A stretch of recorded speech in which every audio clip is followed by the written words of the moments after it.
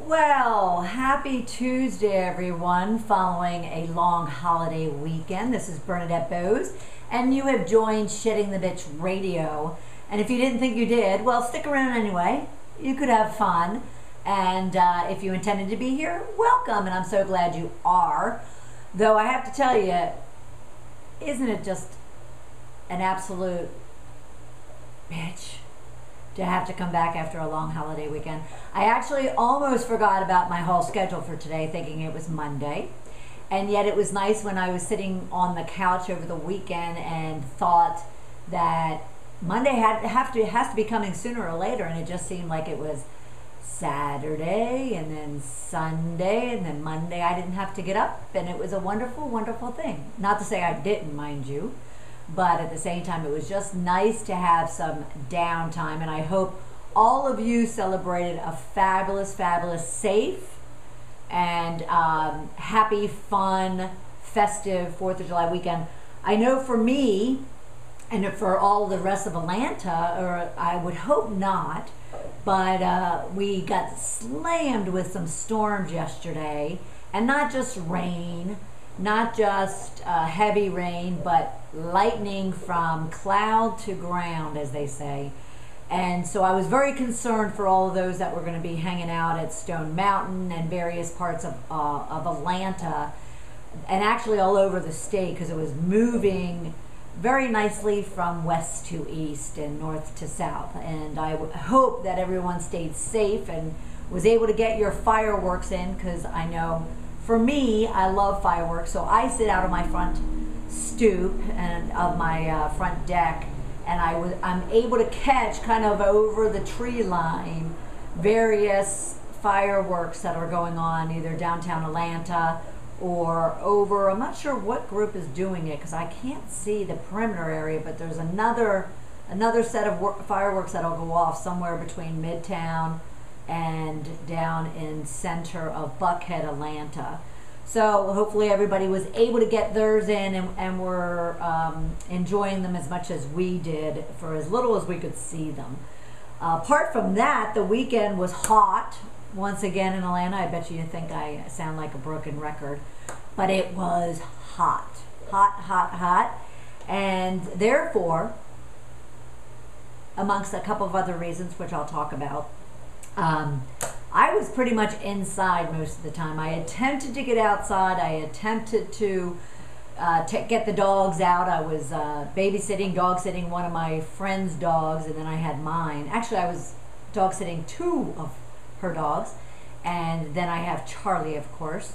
And yet it was just way too hot. And even when I thought that they were so bored that I needed to do something, I attempted to take them out to the park, and we lasted about 3.5 minutes before we turned around and came back, because then I started getting worried about them possibly overheating and dehydrating and going into some sort of heat shock. And God knows I wouldn't want that to happen to me or the dogs, and especially the dogs, because they're just too cute and too precious to me.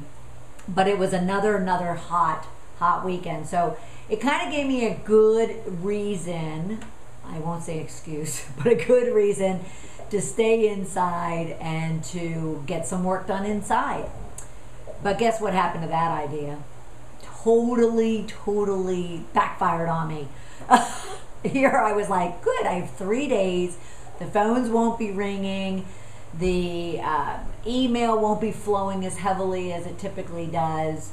And therefore, I'll have a great opportunity, I'm sure many of you thought the same, to get some work done. And my intention was to get some inside work done, tons of laundry to do that's been piling up, just cleaning around the house, cleaning out my home office, trying to get things kind of organized. And then of course, I am overloaded with work and with some projects that I have going. So I definitely looked forward to being able to do that. And I know one of my editor slash voiceover consultants was definitely looking forward to me getting some of my book audio taped or record it, I would say, so we can create an audiobook. And I'm voicing that book, or at least I am as of now. We'll see how it goes, because it's not easy. And yet here I thought, okay, I have a good 3 8-hour days that I can kind of get into my home established, home created radio studio. And there's a little trick that Sandy had told me as to how I can create a in-studio sound without going into the studio. And so I had great hopes and expectations for a very productive weekend. But what happened? I was on the couch from, I would say, I had dinner with a friend Friday night. And I'll talk about that because that was kind of actually really ego boosting. Very much so ego boosting in regards to that dinner on Friday night. But then I found myself so mentally, physically, emotionally exhausted that I said, okay, I'm going to give myself the day off and just kind of decompress. Because you know how we all talk about when our energies are low, we can't be as productive and effective as we'd like to be. And therefore, we just need some downtime every once in a while. And I've been going hard. I've been going really hard for quite a while. And yet I know a lot of us do. But I just said to myself, I need to listen to my body and my mind.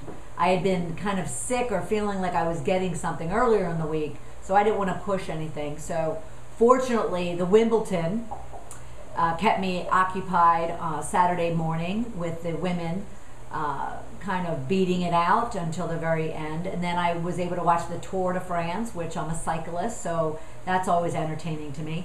So I was looking forward to kind of, okay, I'll rest and relax, and then Sunday I will get out there and I'll be all revved up and energized and refueled, and I'll get a bunch of work done Sunday and Monday.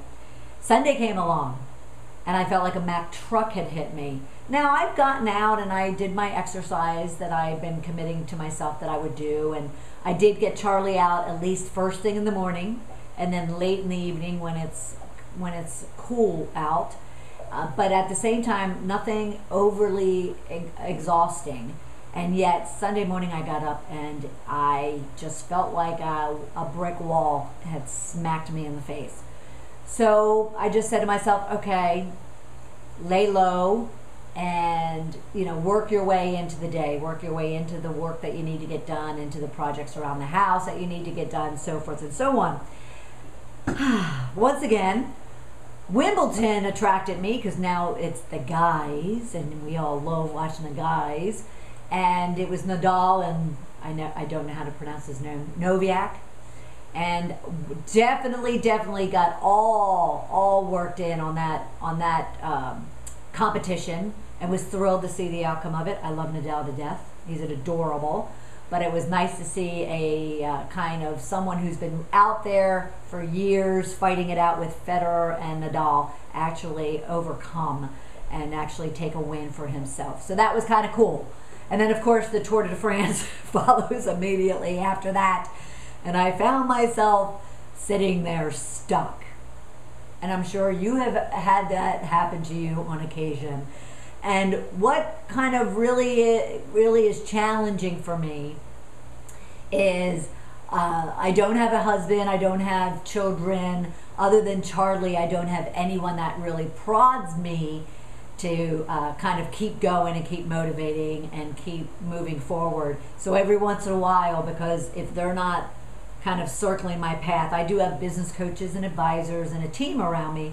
But of course, we all had the weekend off. And I just kind of decided that without them prodding me to kind of get moving, I would just lay low. So Sunday came and went, and I found myself not even wanting to get up off my couch when a friend offered to kind of pick up some pizza and just hang out and have some chat time.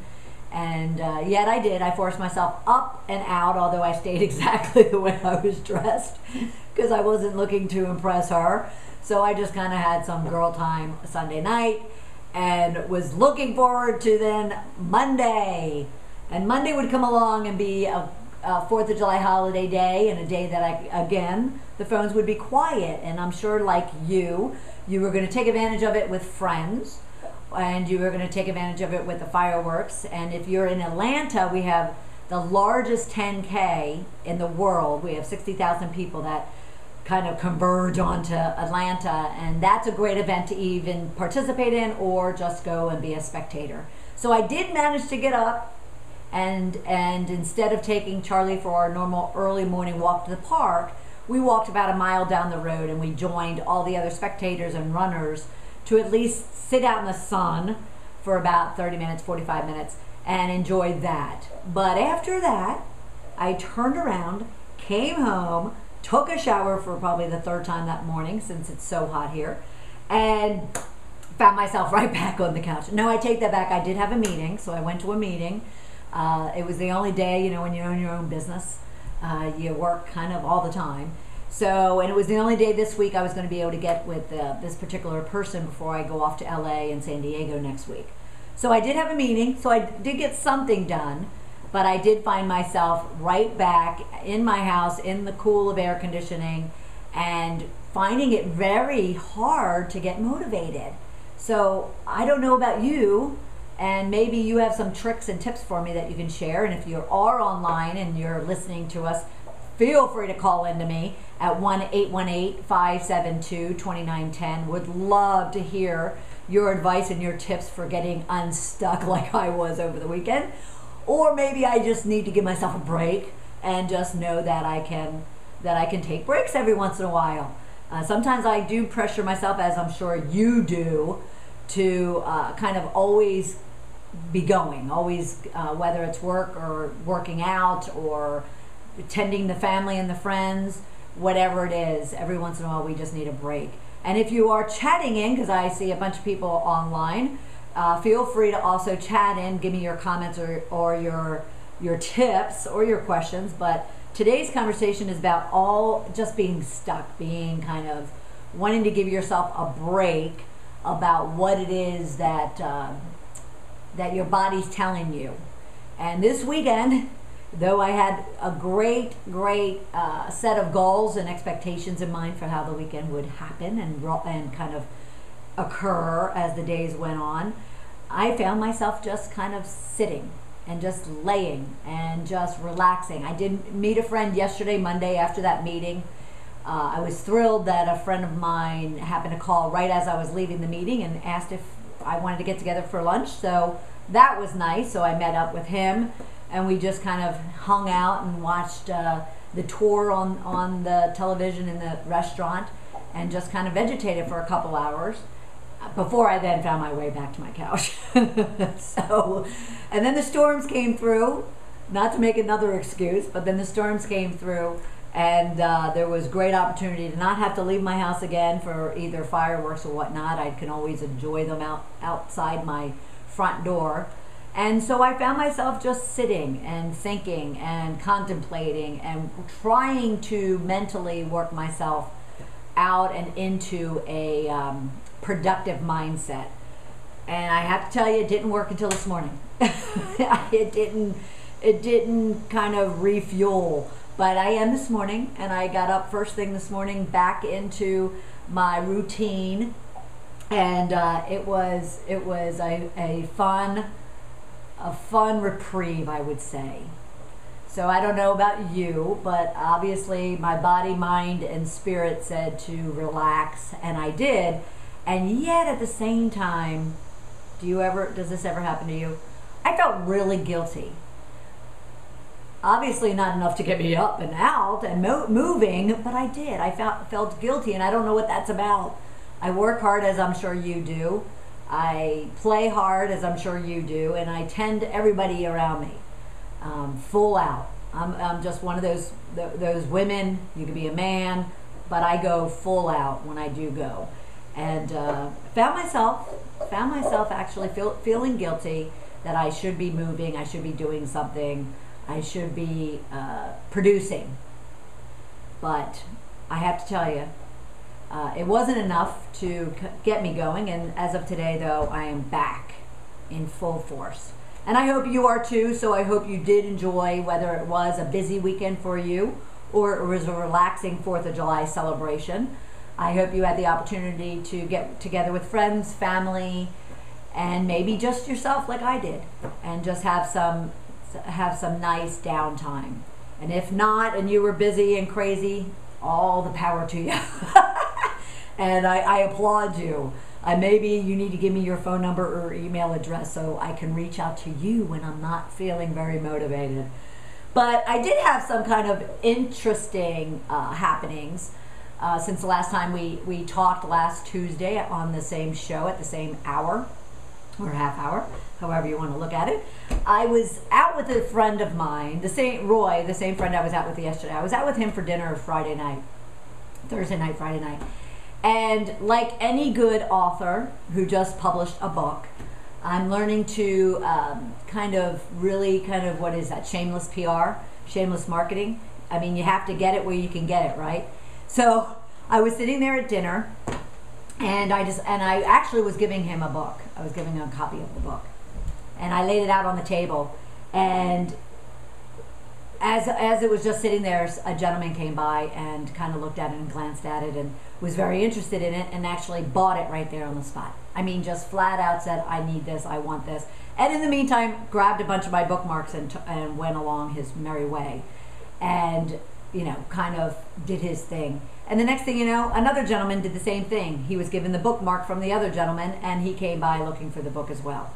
So that was a good ego boost, and it was a good motivator, and it was a good kind of prod to kind of just say, keep going, no rest, but keep going, because there are people out there that you could help, that I can share my story with and hope motivate or inspire or educate. And then there will be those that don't get inspired, don't get educated, or don't get motivated by the story, and that's okay too. But it was fun, and it always does kind of keep you moving forward. I also wanted to kind of remind everybody, I had a great show last Tuesday with Rico Penna. He's the author of The Client Nation, Their Perception, Your Profits, and actually he's an expert on human behavior, and therefore he educated and really inspired the listeners to really take advantage of paying attention to the body language of those around you, especially those that you are interacting with directly one-on-one. He's talked about how you can really kind of watch the movements of the people around you, whether it's their legs, if you're seated, or it's their eyes, or it's their body posture. If you're watching this on video, because as you all know, if you listen to me regularly, I videotape my radio shows and my webinars. So Rico was here in town, was here in Atlanta last week, so I was able to videotape him during our radio show.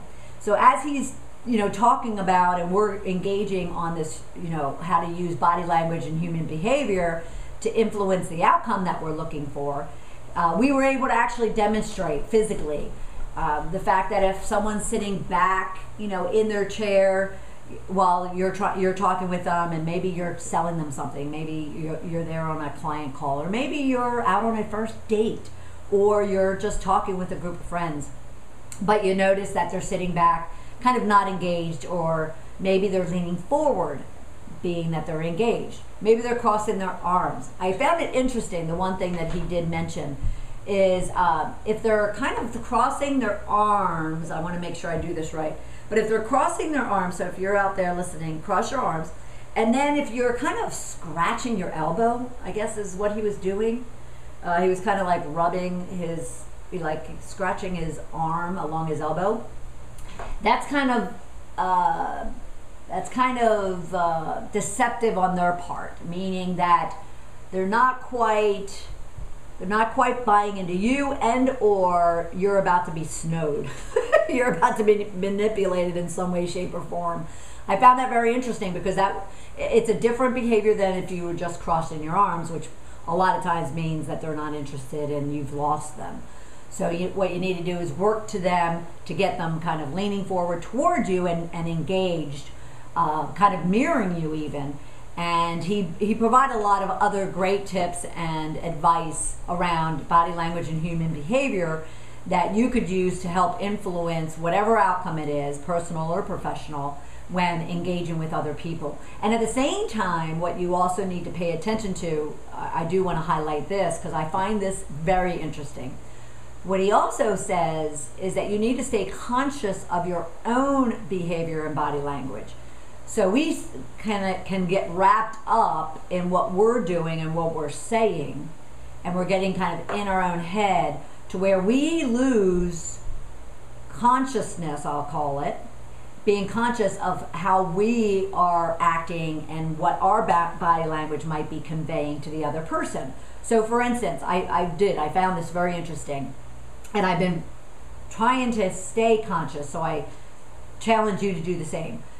Stay conscious of your body language. So for instance, even when I'm here talking into a video camera, and thank God there is this video camera, because if not, then talking to a laptop is kind of strange, or a microphone is kind of strange. So I at least have this kind of video camera in front of me, and I actually have, and I'll have to videotape it one day, but I have this like little stuffed animal underneath it to kind of act as a person. Anyway, so having that in front of me allows me to stay conscious as to how I am coming across to you, whether it be voice-wise or visually, since I do have the video camera being taped at this very moment. So for instance, if I'm sitting and I'm not very, engaged with you, it could show in my voice, and it could definitely show in my body language. If I am having a challenge or an issue with, getting my message across, I might start to stumble, and therefore I might start to kind of use too much hand motion or body motion. If I am kind of not sure of what I'm going to be saying, and therefore I'm hesitant, then actually eye movements, which he conveys in his book, will actually tell you if I'm making something up or if I'm telling the truth. So I just found that to be very intriguing, and he offered up, and you can go out, actually look for the archived audio, or you can go to my YouTube channel on Shedding the Bitch YouTube, and you can find the video of Rico and I.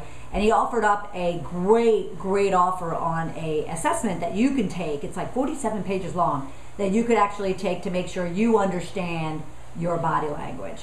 So I just wanted to highlight that. Didn't expect to spend a lot of time on it, but as you can tell, I found it to be very interesting and very appropriate for all the conversations that we have around how you can work to discover and confront all of those kind of negativities or insecurities or doubts or fears that you have about yourself, and how you can shed them, and therefore how other people might be perceiving you as a result of all that junk in your head. So if you are filled with a lot of what we call bitches around here, and you have all these insecurities or negativities or fears or doubts or just overall belief systems that occurred for a number of reasons or events or situations that you've been through, well, that is going to come across visually, verbally, emotionally to anyone that you're interacting with. And therefore, if you can stay kind of conscious of what your mind, body, and spirit is saying to other people, you can certainly influence any outcome or anything that you potentially are working on, interacting on, negotiating, or just kind of overall, working through as you go throughout your day in, day out life. So check out Rico's archived audio or video. It was very interesting, very enlightening. And then, since I have it in front of me, for those of you that might be watching this online, I'll show you his book again, The Client Nation. And it's a great book regarding how others perceive you and how that's impacting the results or the profit that you might make in your personal or professional life. So very interesting. And then I am going to jump into just kind of highlighting, before I talk on our last topic for today, highlighting some of the great, unbelievable guests I have coming up on the show. And if you have any suggestions or ideas, you can always call in to the show. I'd love to take them live right here at 1-818 572-2910. Obviously, you can chat in if you're if you're online on the switchboard at blogtalkradio.com/shedding the bitch. Give me ideas, suggestions as to who you'd love to have on the show. I will go after anybody you want me to, big or small, popular or unpopular. And just to prove that, we got some great guests coming up. I have Dr. Dawn Baines, a very brilliant, enchanting woman, an intuit. I'm not sure if she'd want me to tell you that, just in case she wants to kind of leverage that on her call. But she can actually read people, even through a phone call, which is how she and I first met. It was over a phone call, and then I've met with her multiple times, and I've seen her and engaged with her over the last couple of years. But Dawn will be on July 19th. Let me remind you, next Tuesday, yes, I will be traveling.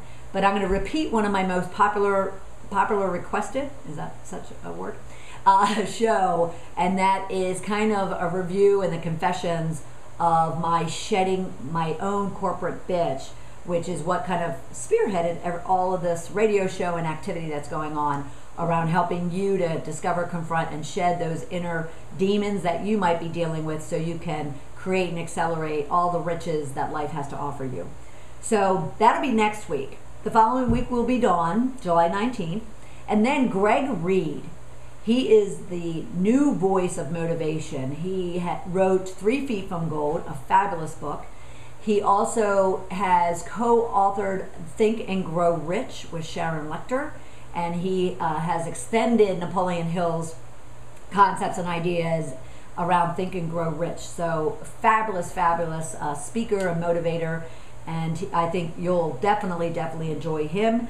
And then we have Ariel O'Neill, who is just an enchantment herself, and she just really speaks to your heart, and at the same time is very straight and direct with what it is that you need to do to kind of have a full, rich life yourself. And I'm very much looking forward to that. We even have Guy Kawasaki coming on.